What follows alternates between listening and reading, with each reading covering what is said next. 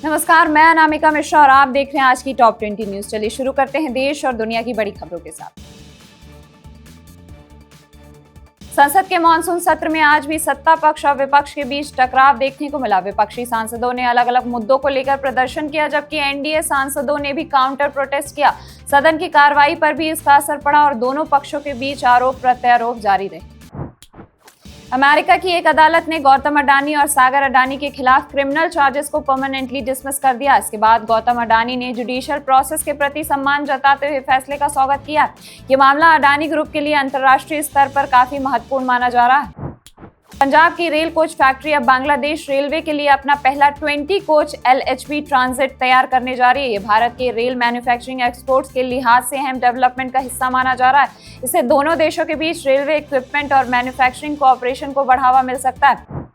12 अगस्त को total solar Eclipse होने वाला है। ये मुख्य रूप से ग्रीनलैंड, आइसलैंड, स्पेस, उत्तरी रूस और पुर्तगाल के कुछ हिस्सों में दिखाई देगा। ये भारत में दिखाई नहीं देगा क्योंकि ये भारतीय समय अनुसार रात के समय लगेगा, यानी दुनिया के कुछ हिस्सों में लोग इस रेयर एस्ट्रोनॉमिकल इवेंट को देख सकेंगे। भारत में इसे लेकर सोशल मीडिया पर काफी चर्चा है, इसलिए विजिबिलिटी को लेकर गलत दावों से बचना जरूरी है। मेटा ने अपने नए म्यूज ग्लिमर AI मॉडल को वेट्स डेवलपर के लिए उपलब्ध कराने की घोषणा की है। रिपोर्ट के मुताबिक मॉडल में करीब 30 बिलियन पैरामीटर्स हैं। मेटा का फोकस AI डेवलपमेंट को ज्यादा ओपन और एसेसिबल बनाने पर है। AI कंपनीज के बीच कंपटीशन अब सिर्फ चैटबॉट्स तक सीमित नहीं है, बल्कि पावरफुल मॉडल्स और डेवलपर इकोसिस्टम्स पर भी है। मेटा के AI मूव्स का मुकाबला दूसरे बड़े टेक्नोलॉजी कंपनीज से भी देखा जा रहा है। इंडोनेशिया के फेमस माउंट ब्रोमो इलाके में वाइल्ड फायर की खबर सामने आई है। आग पर काफी हद तक काबू पा लिया गया है, लेकिन धुएं के कारण आसपास के स्कूल्स को बंद कराना पड़ा। ब्रोमो इंडोनेशिया के सबसे लोकप्रिय टूरिस्ट डेस्टिनेशंस में से एक है। आग और स्मोक की वजह से लोकल रेसिडेंट्स और टूरिस्ट की सेफ्टी चिंता का विषय बनी हुई है। अथॉरिटीज सिचुएशन पर नजर रख रही हैं। भारत और साउदर्न अफ्रीका कस्टम्स यूनियन यानी कि SACU के बीच प्रेफरेंशियल ट्रेड एग्रीमेंट की दिशा में महत्वपूर्ण कदम की तैयारी हो रही है। दोनों पक्ष टर्म्स ऑफ रेफरेंस पर आगे बढ़ रहे हैं। SACU में साउथ अफ्रीका, बोट्सवाना, लिथोसो, नामीबिया और इस्वाटिनी शामिल हैं। ऐसे एग्रीमेंट से दोनों साइड के बीच ट्रेड बैरियर्स कम करने और व्यापार बढ़ाने की संभावनाएं बन सकती हैं। भारत के लिए अफ्रीका के साथ ट्रेड रिलेशंस मजबूत करना स्ट्रैटेजिक और इकोनॉमिक दोनों लिहाज से महत्वपूर्ण माना जा रहा है। कोलंबिया में आए 7.4 मैग्नीट्यूड के शक्तिशाली भूकंप के बाद कई इलाकों में भारी नुकसान हुआ। पश्चिमी कोलंबिया में इमारतों को नुकसान पहुंचा और रेस्क्यू टीम्स लोगों की तलाश में जुटी हुई है। रिपोर्ट के मुताबिक मृतकों की संख्या 100 के पार पहुंच चुकी है और सरकार ने इमरजेंसी रिस्पांस तेज किया है। ये इस क्षेत्र में हाल के सबसे गंभीर अर्थक्वेक में से एक बताया जा रहा है। फोकस सर्वाइवर्स को सुरक्षित निकालने और प्रभावित लोगों तक राहत पहुंचाने पर है।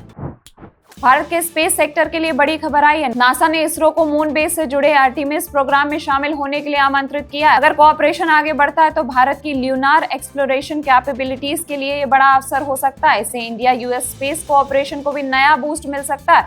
अब आगे इसरो और नासा के बीच कोऑपरेशन का फ्रेमवर्क महत्वपूर्ण माना जा रहा है।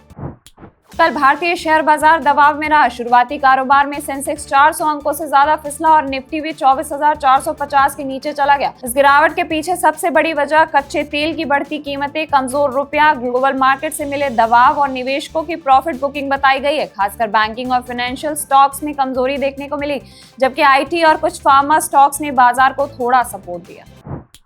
आज 12 अगस्त को पेट्रोल डीजल की कीमतों में बड़े बदलाव की उम्मीद नहीं है। फिलहाल प्रमुख शहरों में फ्यूल रेट्स काफी हद तक स्थिर बने हुए हैं। हालांकि अंतर्राष्ट्रीय बाजार में क्रूड ऑयल और मिडिल ईस्ट से जुड़े डेवलपमेंट्स पर नजर बनी हुई है, इसलिए आगे फ्यूल प्राइसेस पर इसका असर पड़ सकता है। तेल कंपनियां रोज सुबह 6 बजे पेट्रोल और डीजल के नए रेट्स जारी करती हैं, इसलिए आज अपने शेयर का ताजा रेट जरूर चेक करें।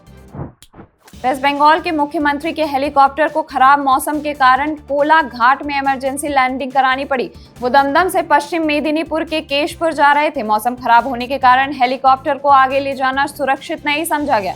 इमरजेंसी लैंडिंग के बाद किसी बड़े नुकसान की खबर सामने नहीं आई है। मॉनसून के दौरान खराब विजिबिलिटी और वेदर कंडीशंस एविएशन के लिए बड़ी चुनौती बन सकती हैं।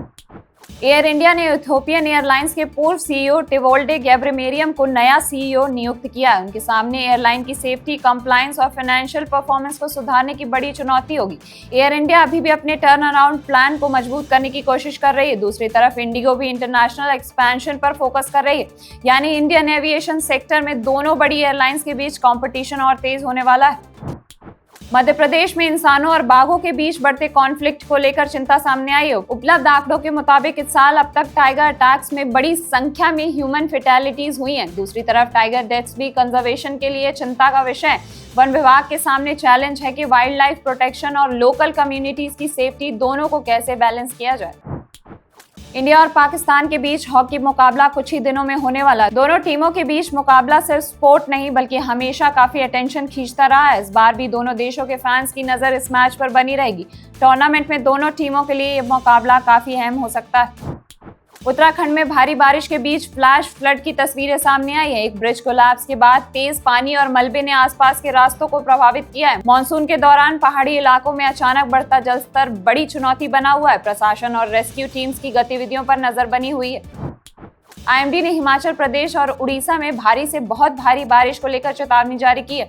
उड़ीसा में अगले 2-3 दिनों के दौरान भारी बारिश के साथ थंडर स्टॉर्म और लाइटनिंग की संभावना बताई गई है।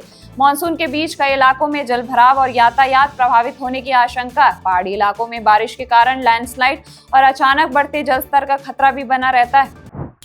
कल से 18 साल पहले अभिनव बिंद्रा ने बीजिंग ओलंपिक्स में भारत के लिए इंडिविजुअल ओलंपिक गोल्ड जीतकर इतिहास रचा था। ये भारत का इंडिविजुअल ओलंपिक गोल्ड का पहला मौका था। 18 साल बाद बिंद्रा ने उस ऐतिहासिक जीत को याद किया और इसे अपनी स्पोर्टिंग करियर का सबसे बड़ा पीक बताया। उनकी उपलब्धि ने इंडियन शूटिंग को भी ग्लोबल स्पॉटलाइट में पहुंचाया।